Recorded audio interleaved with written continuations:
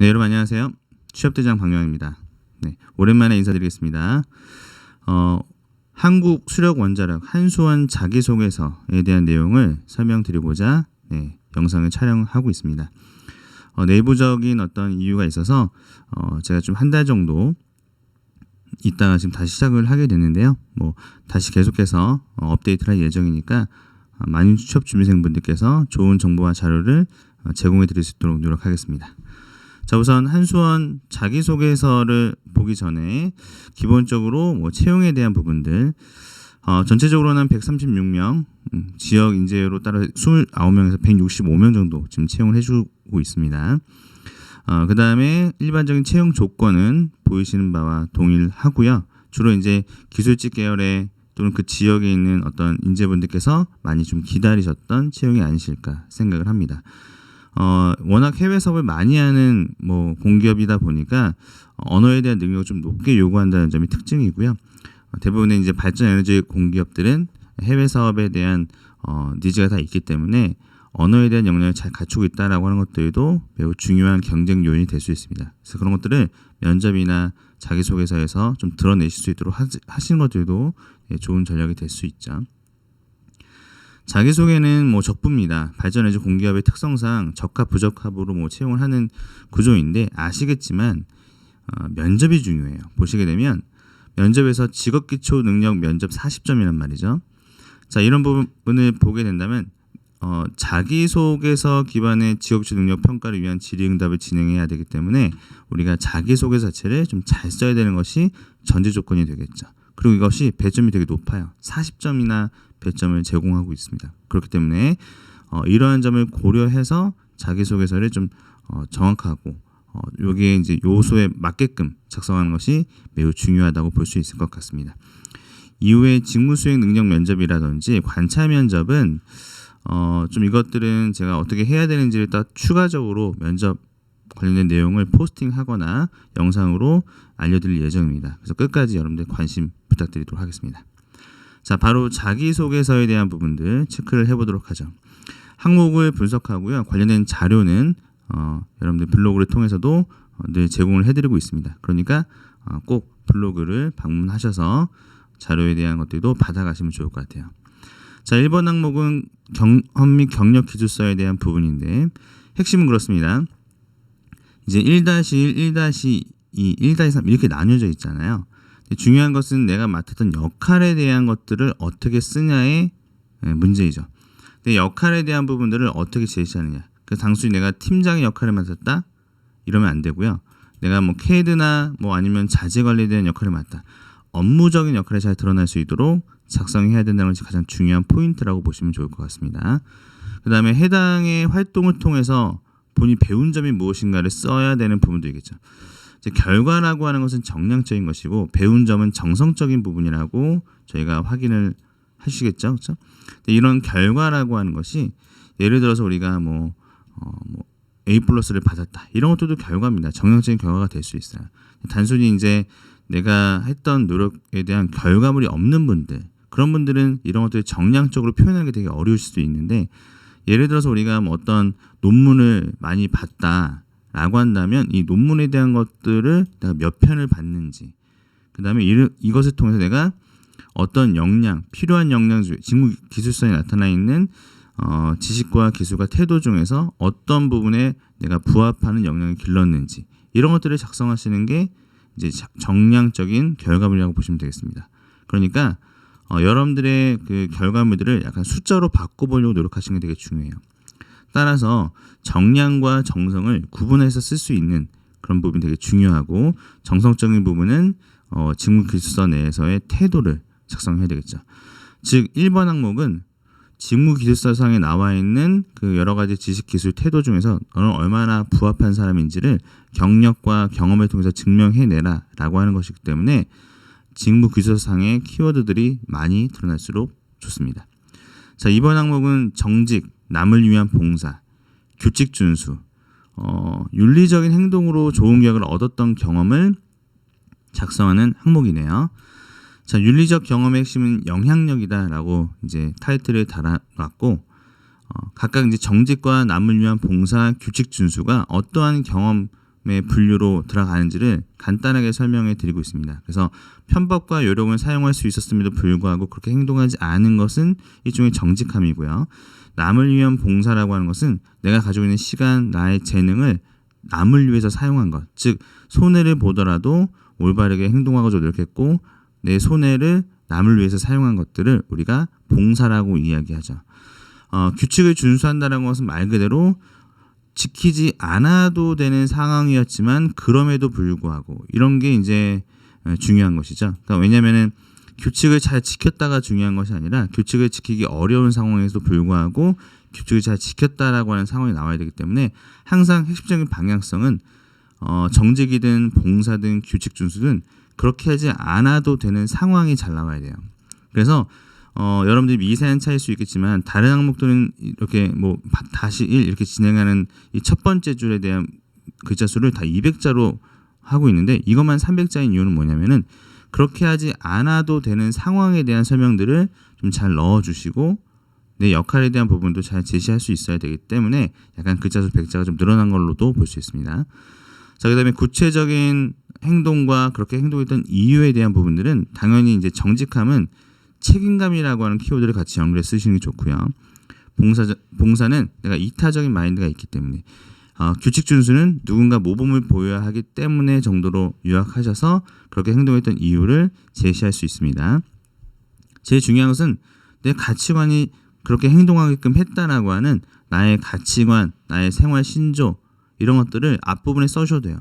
제가 그렇게 행동한 이유는 어떤 가치관 때문이었습니다. 라고 하면서 그런 것들을 제시해 주시는 거죠. 자, 그 다음에 타인에게 미친 영향. 당연히 정직함은 내가 책임감을 가지고 하니까 다른 사람 다 책임감을 가지게 되었다. 남을 위한 봉사는 내가 조금씩 희생하니까 그들도 나를 위해서 도와주더라. 규칙 준수와 관련된 것들은 안 지켜도 되는 규칙이지만 원칙을 지키는 것이 더 이익이더라. 뭐 이런 방식으로 또는 불필요한 규칙이나 잘못된 규칙들은 좀 수정해 나갈 수 있었다라는 방향도 이제 얘기할 수 있는 것들이 되겠죠. 그래서 정직과 남을 위한 봉사와 그 다음에 뭐 규칙 준수라고 하는 이 키워드를 어떤 방향으로 써야 되는지 이 내용을 참고해서 작성해 보시면 좋을 것 같습니다.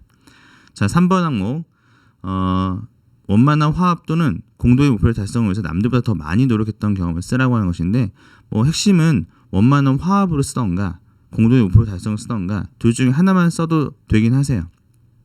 다만 어차피 이제 원만한 화합을 통해서 목표를 달성하는 것이니까 두 개의 내용이 다 잘 들어갈 수 있도록 써주시면 되는 것이고, 자, 그다음에 이제 우리가 뭐 어디에서 있었던 일인지 갈등에 대한 상황이나 목표는 무엇이었는지, 그래서 우리가 갈등을 왜 해결해야 되죠? 네, 어떤 목표를 달성해 나가는 과정에서 갈등이나 화합이 되지 않았기 때문에 갈등과 화합을 바탕으로 갈등을 해결하고 화합함으로써 목표 한 발을 달성해 나가야 되는 것이기 때문에 어차피 이제 목표 달성 또는이라고 하지만 갈등하고 목표를 같이 써주는 게 맞긴 맞습니다. 갈등의 요인은 규칙을 지키지 않는다든지 의견 차이라든지 어떤 성격 차이라든지 무임승차라든지 이런 것들로 인해서 불협화음이 발생하는 이유가 되는 것이죠. 이런 이유와 사례 하나 드시고 화합을 위한 자세를 한번 보세요. 그래서 어려운 문제는 피하지 말고 맞선다거나 그 다음에 마음을 열고 적극 경청한다라고 하거나 그 다음에 뭐 논쟁하고 싶은 유혹을 떨쳐내고 경청하려고 노력한다거나 상대방을 존중하는 태도 같은 것들, 이런 것들은 모두가 다 화합을 위한 전제 조건이고 자세입니다. 이런 자세를 내가 취했다라고 하는 것들을 여러분들께서 선택해서 쓰시면 됩니다. 그 다음에 화합을 이루고 목표를 달성하는 윈윈의 전략이라고 하는 것인데 이런 부분들도 여러분들이 충실하게 다른 사람들의 어떤 비판에 내가 받아들이고 또 나에 대해서 의견을 제시하고 그 다음에 상대방과 내가 동의할 수 있는 부분 또 내가 제시할 수 있는 부분을 제시하고 서로 윈윈할 수 있는 어떤 의견에 기초해서 좀 더 의견을 조율해 나가는 그런 방식으로 목표 달성을 했다. 그러니까 이거는 여러분들께서 화합을 이루기 위해서 핵심은 뭐냐면 상대방과 내가 서로 좋은 방안과 대안을 도출해서 이를 바탕으로 화합을 이끌어냈고 공동 목표를 달성했다. 이런 과정을 여러분들이 내용으로 작성해 주시면 좋아요. 그래서 이런 부분들은 나중에 한번 참고해서 읽어주시고 공동체에 미친 영향에 대한 부분들도 여러분들께서 화합이라고 하는 것이 핵심 키워드이기 때문에 팀원들끼리 서로 조율하고 뭐 어떤 것이 부족했는지를 파악할 수 있는 계기가 되었다. 뭐 정도로 여러분들께서 얘기를 해주시면 좋을 것 같습니다. 자, 인재상에 대한 부분인데 인재상은 뭐 핵심 가치인 트러스트를 먼저 체크하시고 그 다음에 인재상을 선택하시는 게 좋겠습니다. 왜냐면 여기서 이제 어떤 능력을 개발하냐에 대한 부분인데 능력에 대한 부분들은 여기 윤리의식, 주인의식, 안전의식. 그럼 여기서는 이제 안전이라고 하는 능력이 될 수 있겠죠. 예를 들면 소통도 능력이고 협력도 능력입니다. 협력이나 이런 부분들은 뭐 예를 들어서 3번 항목에 썼을 수도 있으니까 빼고 사회적 가치라고 하는 것은 저희가 이걸 능력으로 얘기하기는 좀 애매한 키워드겠죠. 열정도 능력이 될 수 있는데 이건 약간의 도전 정신. 전문성에 대한 부분들도 이제 우리가 뭐 해당될 수 있는 영역이니까 직무에서 준비한 노력을 쓸 수도 있겠습니다. 다만 1번의 내용과 너무 많이 겹치지 않는 선에서 글로벌 능력도 쓸 수 있는 것이죠. 그러니까 우리가 능력으로 쓸 수 있는 것들은 어떤 도전 정신, 전문성, 글로벌 역량, 그다음에 협력, 소통, 뭐 안전의식 정도가 우리가 여기서 말하는 어떤 능력을 개발하고 이런 능력을 위해서 어떤 목표를 세운지를 얘기할 때 바람직하게 쓸 수 있는 부분이에요. 목표를 세웠다라고 하는 것은 결과적으로 내가 달성 가능한 기준이 제시가 되었다라고 하는 것인데 소통의 경우에도 뭐 예를 들어서 어떤 목표를 달성해 나가는 과정에서 내가 합의점을 잘 이끌어냈다라든지 협력을 통해서 목표를 달성했다라든지 어떤 열정적으로 도전해서 뭔가를 달성했다라든지 안전을 위해서 내가 체계적으로 계획을 세워서 안전에 대한 자격증을 취득했다라든지 뭐 그런 식으로 우리가 나가야 되겠죠. 그래서 여기서는 이제 계획에 대한 부분이 같이 나오기 때문에 계획은 자원 관리에 대한 부분이죠. 그래서 계획을 세운다라고 하는 것은 무엇이냐면 달성 가능한 목표를 세우고 거기에 대한 우선순위를 세웠다는 얘기가 되기 때문에 여러분들이 우선순위를 어떻게 세운지를 얘기해 주셔야 되고 그 다음에 우선순위를 세우는 과정에서 예상치 못한 문제가 발생했거나 또 너무 높은 목표를 세움으로써 목표 달성에 대해서 힘겨움이 있었다, 또 어려움이 있었다 라고 하는 점을 이러한 방식으로 도출해 나갈 수 있도록 하는 게 좋겠습니다. 그렇죠? 자, 그 다음에 자신의 능력을 향상시키고 이를 잘 활용하기 위해서 어떻게 노력할 것인가. 그러니까 인지상에 대한 부분이기 때문에 당연히 전략 과제와 비전과 연결하셔야 돼요. 그러니까 무슨 얘기냐면 꼭 구체적일 필요는 없지만 자신의 능력을 어떻게 활용할 것인가에 대해서 뭐 업무적으로 직무적으로 이걸 쓰라고 하는 게 아니잖아요. 이 질문의 핵심은 뭐냐? 인재상에 대한 거예요. 인재상. 그렇죠? 인재상이니까 약간 내가 신뢰받는 글로벌 에너지 리더 한손을 만드는데 기여하겠습니다. 이 정도로 나와도 된다는 거죠. 그렇죠? 그 다음에 뭐 좀 더 글로벌 역량 그렇게 쓸 수 있고 전문성을 키워서 글로벌 원자력 기업으로 성장하는 데 기여하겠습니다. 도전을 통해서 해외 사업 확대에 기여하겠습니다. 안전을 통해서 뭐 중대재해를 안전사고 제로를 만드는 데 기여하겠습니다. 이렇게 우리가 쓸 수 있다라고 하는 겁니다. 협력이나 상생이라고 하는 가치를 통해서 지역 주민들과 상생해 나가도록 하는 데 기여하겠습니다. 이런 방식으로 여러분들께서 4-3을 쓰실 수 있겠다라고 하는 겁니다. 자, 마지막으로 5번이네요. 5번은 대화와 토론을 통해서 상호 입장과 상호를 정확하게 이해했다. 이게 뭐 얼핏 보면 의사소통인 것 같은데 핵심은 협상 능력입니다. 협상 능력이라고 하는 것은 위에 우리가 화합을 위한 윈윈 전략을 여기에다 쓸 수도 있어요. 그래서 핵심은 상대방도 좋고 나도 좋고 너도 이익이고 나도 이익인 대안을 도출해냈다가 제일 중요한 포인트거든요. 그래서 이것은 협상에 대한 능력을 의미하는 것이지 단순히 예를 들어 상호 입장을 예를 들어서 뭐 경청하고 공감하고 이런 키워드가 별로 중요한 게 아닙니다, 여러분. 알겠죠? 그런 것이 아니라 의견 차이가 어떻게 있었고 그다음에 본인의 입장은 어떠했는지. 그러니까 협상을 하려면 내 입장과 상대방 입장을 잘 파악해야 되잖아요. 그렇죠? 그다음에 상대방을 설득하기 위해서 어떻게 했는지. 제일 중요한 것은 상대방의 이익을 고려하는 태도예요. 그리고 서로 윈윈할 수 있도록 객관적인 자료 같은 것들을 제공해 줌으로써 협상을 잘 마무리하는 거죠.